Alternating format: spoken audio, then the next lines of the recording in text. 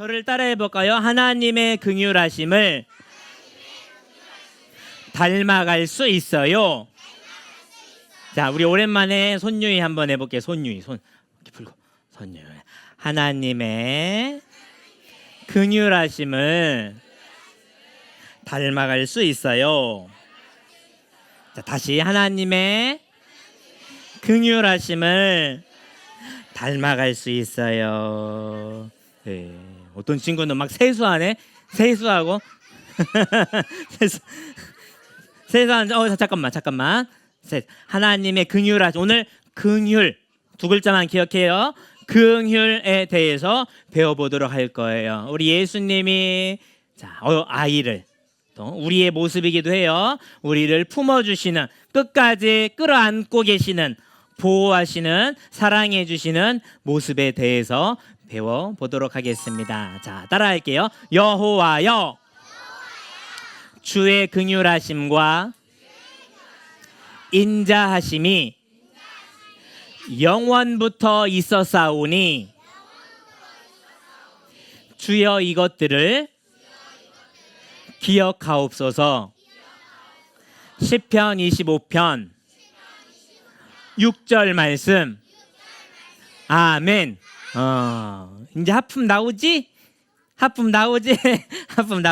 자, 집중해 보세요. 여호와 누구예요? 여호와가 누구예요? 하나님. 주는 누구예요? 똑같이 하나님이에요. 여호와여 주의, 그러니까 하나님의 긍휼하심 그리고 인자하심이 영원 전부터 시간과 공간이 생기기 전 영원 전부터 있었고, 그러면 지금은 있어요, 없어요? 없어요? 그럼 앞으로는 영원까지 있어요, 없어요? 있어요. 하나님은, 그리고 하나님의 우리를 향한 귀한 성품들은 시간을 뛰어넘어요. 공간을 뛰어넘어요. 하나님의 긍휼하심과 인자하심이 영원부터 지금도 앞으로도 영원까지 있을 거예요. 그러면서 또 하는 말이, 시인이에요. 시편 기자가, 주여 하나님 이 사실들을 기억해 주세요. 하나님은 긍휼하십니다. 하나님은 인자하십니다. 그 사실을 제가 기억합니다. 우리에게 오늘 긍휼을 베풀어 주세요. 우리에게 인자를 더하여 주세요라고 말씀하고 있습니다. 저도 뒤에서 기도하는데 그래도 긍휼이 좀 있나 봐요. 기도하는데 뒤에서 누가 덮칠 줄은 몰랐어요.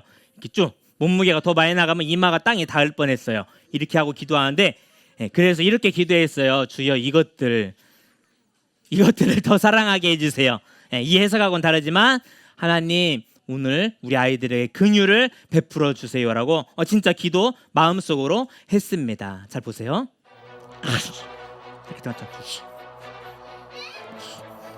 어떤 장면이에요? 늑대가 나타났네요. 그래서 우리 여기 양이 지금 눈물 짓고 있어요. 무섭고 여기는 살이 찢겼어요. 피부가 벗겨지고 한번 물렸나 봐요. 여기 꿀밥 맞고 기절했고 털이 쭈뼛쭈뼛 무서워서 도망가는데, 도망가 봐야 잡혀요, 안 잡혀요? 잡혀요. 늑대가 얼마나 빠른데, 얼마나 무서운데, 한번 물면 놓지 않아요. 진짜 개보다도 더 크다고 하잖아요. 그런데 지금 이 상황에서 가장 마음이 아픈 게 뭔 줄 아세요? 가장 안타까운 게 뭐예요? 지금 물려서 아파요? 슬퍼요? 괴로워요? 그쵸. 그런데 누가 있었으면 늑대와 싸워줬을 텐데. 그렇죠, 하나님이. 자, 양을 지키는 사람을 뭐라고 하죠? 목자. 전에 봤죠? 선한 성품인가요? 선하신 목자 되신 예수님. 이 양들에게는 우리 양의 모습이 우리의 모습이에요. 우린 이렇게 약해요. 보세요. 목자가 없으면 맹수가 왔을 때 싸워주지를 못해요. 그대로 공격을 당하고 죽을 수도 있습니다. 목자가 없으면 양들은 배고파도요 물을 찾아갈 수가 없어요. 멀리 보지 못해요. 물 냄새도 맡을 수가 없어서 물을 찾아갈 수도 없고, 목자가 없으면 먹을 거 풀 뜯으러 갈 수 있어요, 없어요? 없어요. 지켜주지 못하고 지금 여기서 가장 큰 어려움과 고난이 목자가 없다는 거예요. 그런데 양에게만 해당될까요? 사람들도 마찬가지예요. 이스라엘에 목자가 없어요. 이스라엘에 공부도 열심히 하는 선생님들도 많고 과학자들도 많고 뭐 철학자요 박사님들도 많아요. 그래서 뭐 성경을 가르치고 이런 사람들도 많지만 진짜 목자가 없어요. 이 사람들의 배고픔, 병자들의 아픔, 가난함과 따라할까요? 영적인 갈급함, 영적인 갈증. 우리는 영혼이 있어요, 없어요? 영혼이 있는 존재들이에요. 그래서 동물하고는 달라요. 우리는 영혼이 있어요. 그래서 괴로움을 느낄 수 있고 감정이 있고 슬픔이 있고 영혼에 대한 소망이 있는데 여기에 대한 진정한 목자가 없는 거, 이스라엘에. 진정한 목자가 없어요. 그런 사실에 예수님이 안타까워하신 거예요.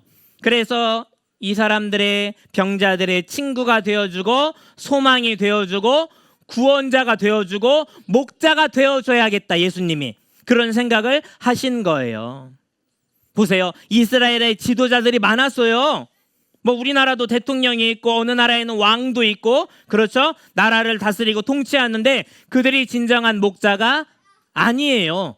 영혼의 갈급함, 영혼의 갈증을 해결해 줄 수가 없어요. 보세요, 백성들의 가난에서 지금 굶어서, 실제로 어느 나라에는 굶어서 죽는 나라들이 기아자들이 발생하고 있어요. 또 전쟁이 일어나고요.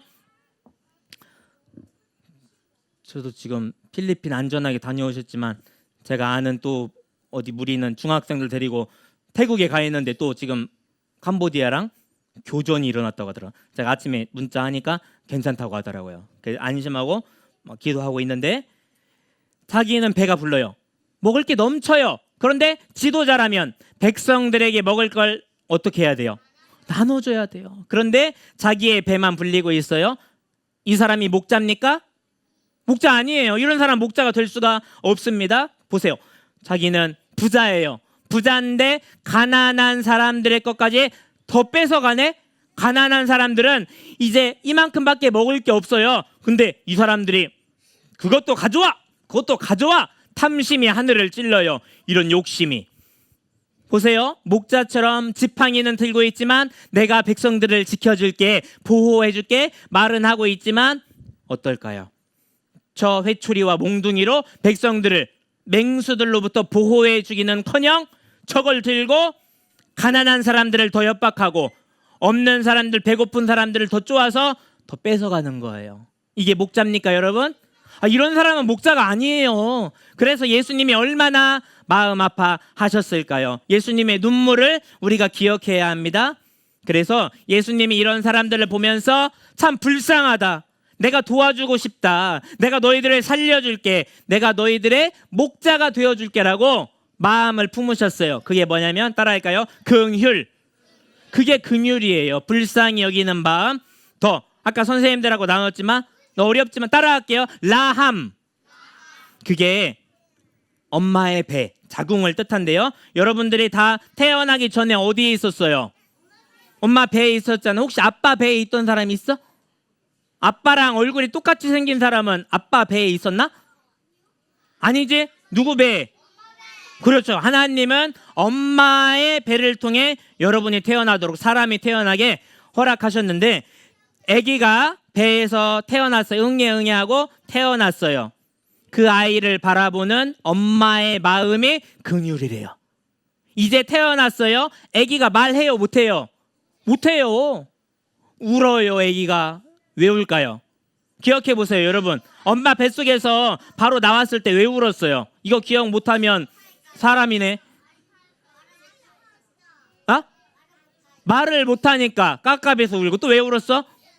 배고파서 울고. 배고프면 엄마가 먹을 걸 주죠. 우유를 주죠. 또 쉬쌌다고. 쉬싸서 우는 거예요. 자, 쉬싸서 울고, 응가해서 울고.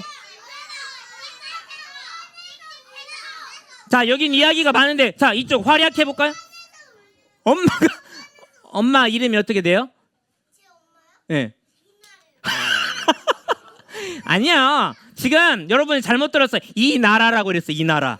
이 나라를 보면서 목자가 없는 대한민국, 이 나라가 마음이 아파서 그랬던 거예요. 그래요. 그 태어난 아이의 배고픔, 아픔, 슬픔, 응가하고 쉬하고 그런 괴로운 부분들을 엄마가 사랑으로 감싸주는 거예요. 그게 뭐라고요? 긍휼이에요. 긍휼.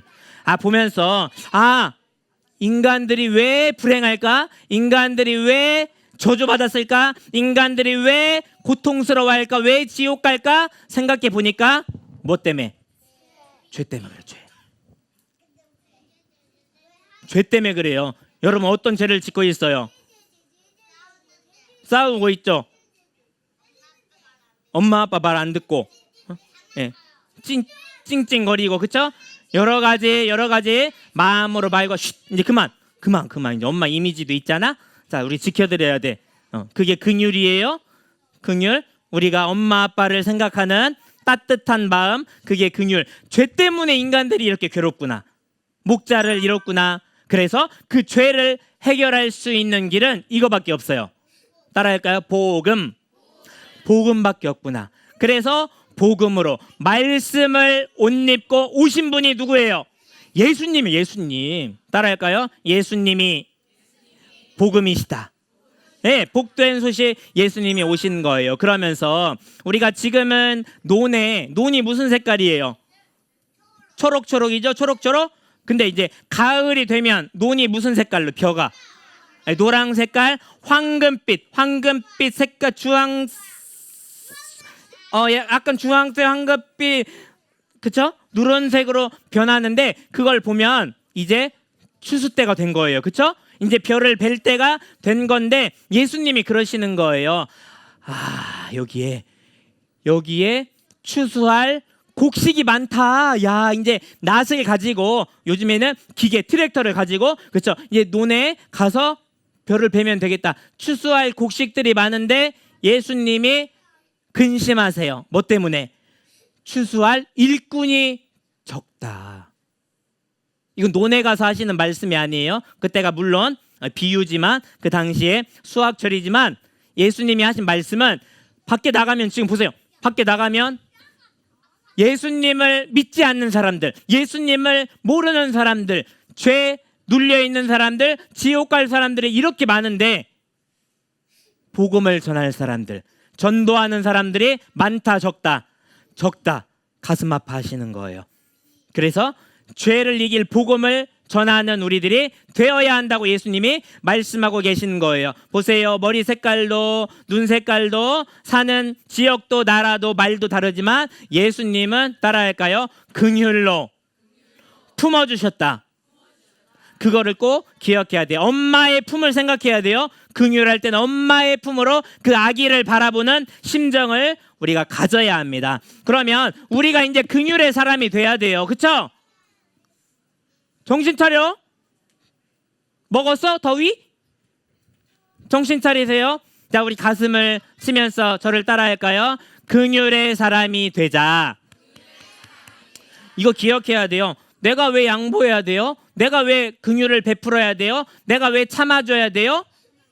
왜냐하면 여러분이 긍휼을 입었기 때문에,